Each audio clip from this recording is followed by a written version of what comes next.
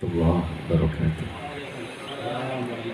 الحمد لله الذي أرسل رسوله بالهدى ودين الحق ليظهره على الدين كله وكفى بالله شهيدا. أشهد أن لا إله إلا الله وحده لا شريك له وأشهد أن محمدا عبده ورسوله. أما بعد.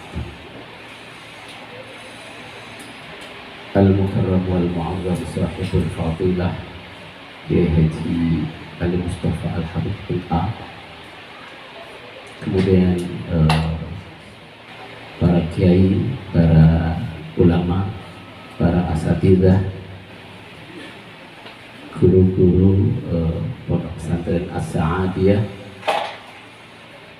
segenap para santriwan santriwati, kemudian juga para orang tua wali murid.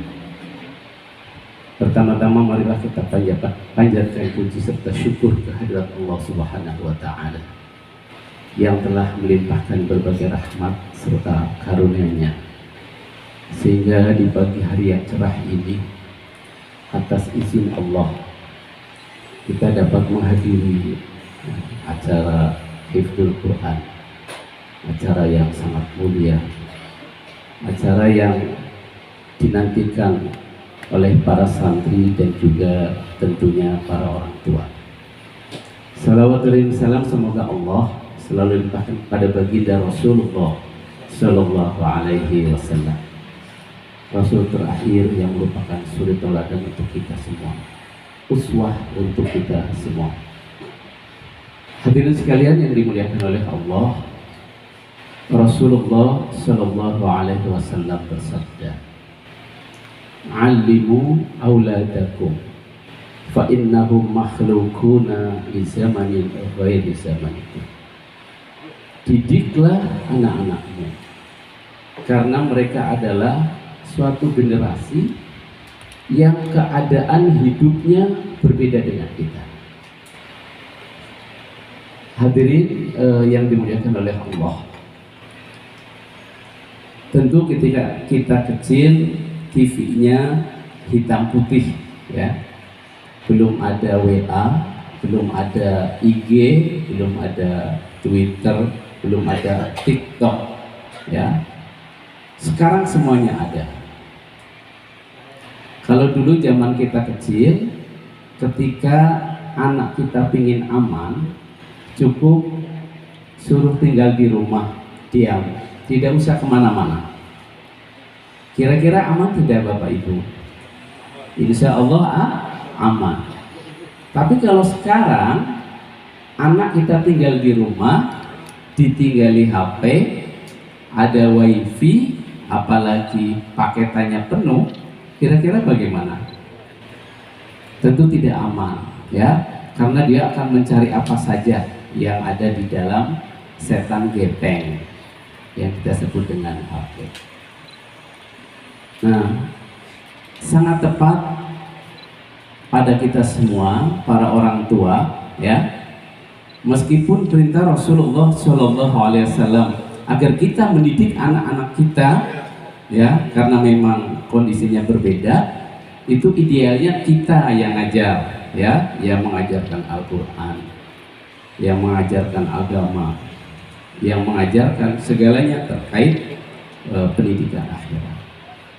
Tetapi tidak semua kita orang tua punya kemampuan, tentu punya keterbatasan. Maka langkah yang tepat adalah kita memasukkan anak-anak kita ke pondok pesantren.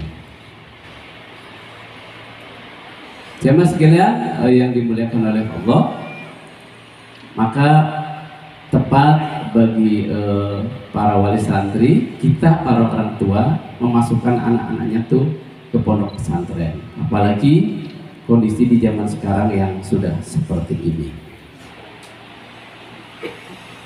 Bahkan lebih dari itu, Allah Subhanahu wa Ta'ala di dalam Al-Quran menyampaikan bahwa walau anna ahlal qura amanu wattaqau la fatahna 'alaihim barakatim minas sama'i wal ardh walakin kadzabu fa akhadnahum bima kanu yaksibun. Suatu negara saja kalau negerinya pingin aman, ya, pingin mendapatkan berkah dari Allah, maka warga negara itu harus beriman dan bertakwa kepada Allah. Begitupun dalam lingkup yang kecil, keluarga kita juga kalau ingin aman, ingin di dunia dan akhiratnya selamat, harus mengenal Allah. Dan itu jelas, ya. Jadi di lingkup yang luas negara ini akan maju, akan hancur itu kalau penduduknya beriman. Dalam sebuah daerah juga seperti itu. Begitupun di lingkup yang kecil, keluarga. Kalau kita ingin selamat, maka kata Allah, ya ayyuhalladzina amanu qu anfusakum wa ahlikum nar. Wahai orang-orang yang beriman, jaga dirimu dan anak-anakmu dari api neraka. Cara terbaiknya adalah memasukkannya ke dalam pondok pesantren yang akan menyelamatkan dirinya, menyelamatkan kedua orang tuanya, bahkan kerabat-kerabat terdekatnya, sehingga bisa memasuki surganya Allah Subhanahu wa ta'ala. Maka jamaah sekalian, beruntunglah para orang tua yang sudah memasukkan anak-anaknya di pondok pesantren, yang sudah ada jaminan dari Allah kelak akan dipakaikan mahkota di surga yang akan memuliakan kita sebagai orang tua. Karena kalau mahkota di surga, di akhirat sana, insya Allah akan memuliakan kita. Tetapi kalau mahkota dunia, ya, jabatan, boleh jadi akan menghancurkannya. Hadirin jamaah sekalian yang dimuliakan oleh Allah, jangan sampai sebagaimana yang sering disampaikan oleh para kiai, para ulama, orang tua itu sibuk mengaji di sana sini, melupakan anaknya. Takutnya apa? Takutnya kelak di akhirat, kalau kita hanya sibuk sendiri, tidak mengajak anak dan istri, tidak mengajak kerabat-kerabat terdekat kita, terutama adalah anak kita, ketika kita sudah merasa, wah pasti masuk surga karena rajin beribadah, tanpa disadari, begitu sudah melangkah di depan pintu surga, ada yang teriak dari neraka, ya Allah, tunda dulu ayahku masuk surga, tunda dulu ibuku masuk surga, karena dulu ayah dan ibuku hanya sibuk ke majelis taklim sendiri, tidak pernah mengingatkan saya, sehingga saya tidak tahu agama, sehingga saya tidak mengenal agama, sehingga saya lebih banyak nongkrong di pos ronda, di kafe, sehingga saya lebih mengenal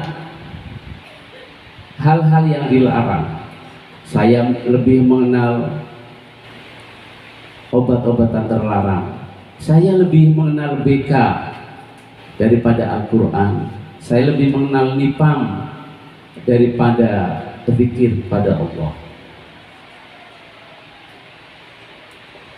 Maka peringatan dari Allah, ya ayyuhalladzina amanu qu anfusakum wa ahlikum nar, jaga dirimu dan keluargamu dari api neraka.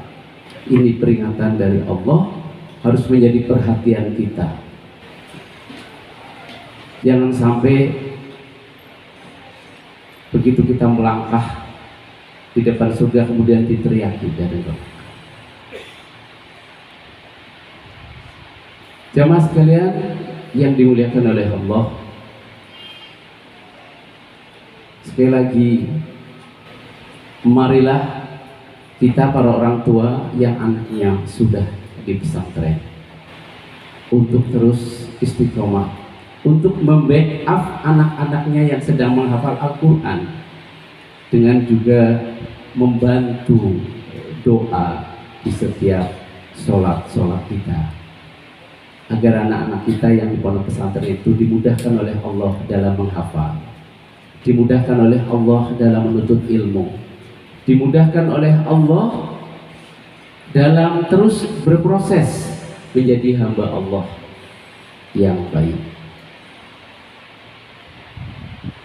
Maka yang terakhir, kita bersyukur ya dengan adanya pondok pesantren As-Sa'adiyah, sehingga anak-anak kita bisa terdidik agama dengan baik, bisa terdidik untuk menjadi para penghafal Quran yang baik.